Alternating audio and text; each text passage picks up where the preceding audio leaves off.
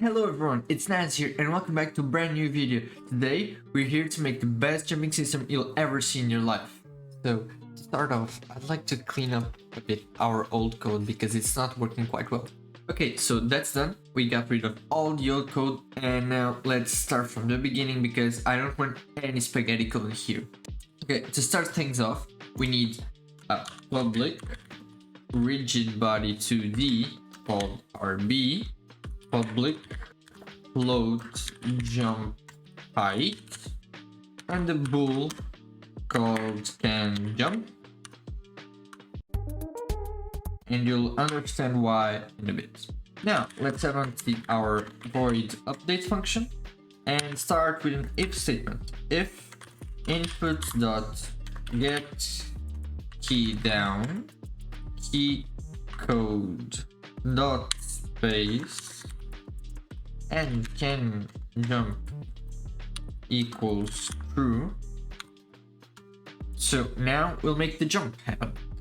Have a float called jump force, which will be equal to math f dot square root of jump height times -2 times physics 2d dot gravity dot y times our rigid body dot gravity scale.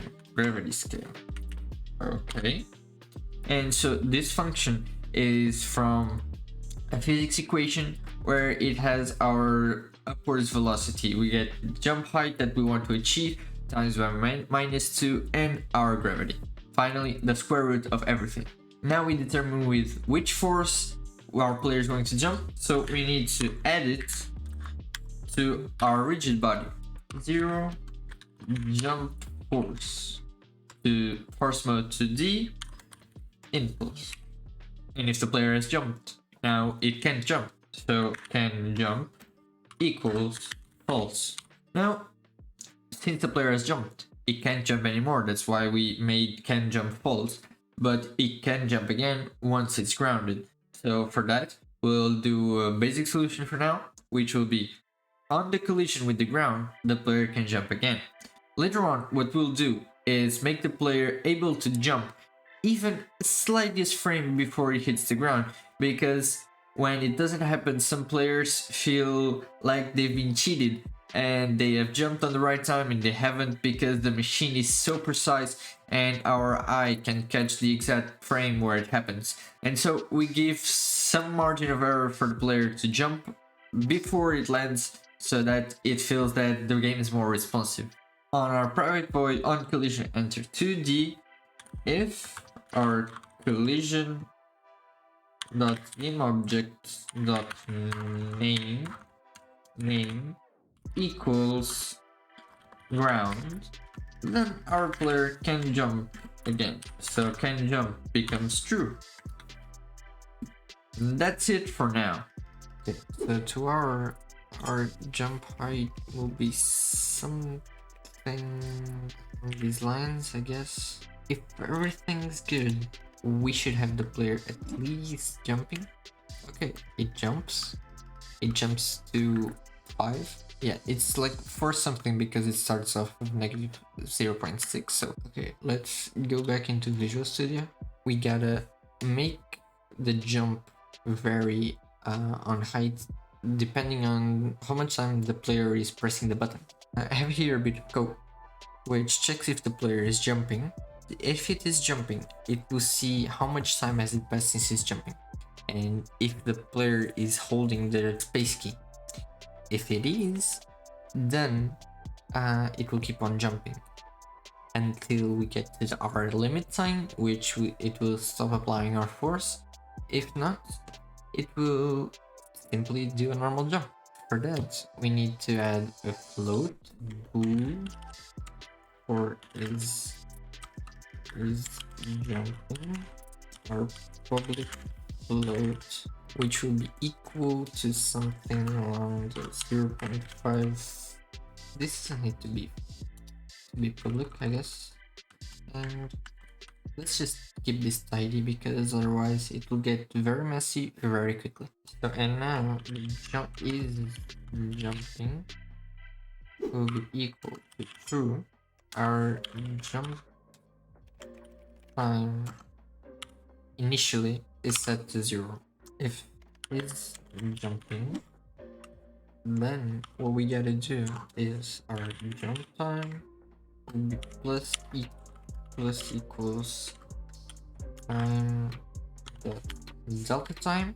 Forgot one thing. We need another bool, which is if the jump, because if the player releases the key, then the jump is cancelled and it also stops going upwards. If input dot get key code dot space, if the player did this, release the key, then our jump cancel equals true. If our jump time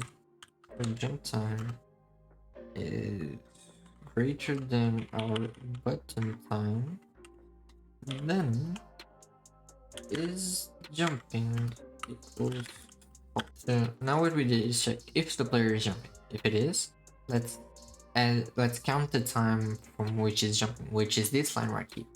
Then if the key gets released, if the space key gets released, then the jump is cancelled. And if our jump time is longer than the button time, it stops jumping. Now we're gonna handle some physics, so we need to address our private void fixed update. So we have the jumping, and I have to add some things here. So the jump cancel also will be equal to false right here, and let's make a variable for the cancel rate, and I'll explain that a little later. If jump cancelled and jumping is greater than 0, which means if the player is still moving upwards, we can add force, which will be our vector2 dot down times our cancel rate. And so what this does, it's our cancel rate is the value which will determine how quickly the player goes from an upwards motion to a downwards motion. So the bigger that number, the faster it will fall once the key is released. And it's complying a bit more. Okay, and jumping. Okay, now it's jumping to the full height. Now it's jumping just a little bit. Okay, you see? So, and let's try and tweak these values a bit. Let's make it 1000. And so right now the player should fall a lot quicker. See, once I release, it should fall a lot quicker. Like for example 500. This will feel a bit more heavy, and this is the feel I want for the game.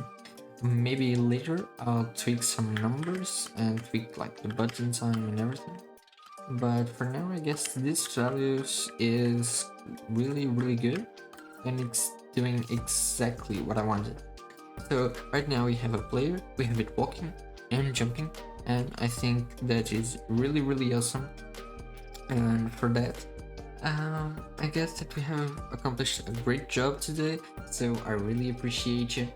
I really thank you for being here all this time, if you, at least the time you have been, and so I'm really grateful. Thank you guys, and have a good one.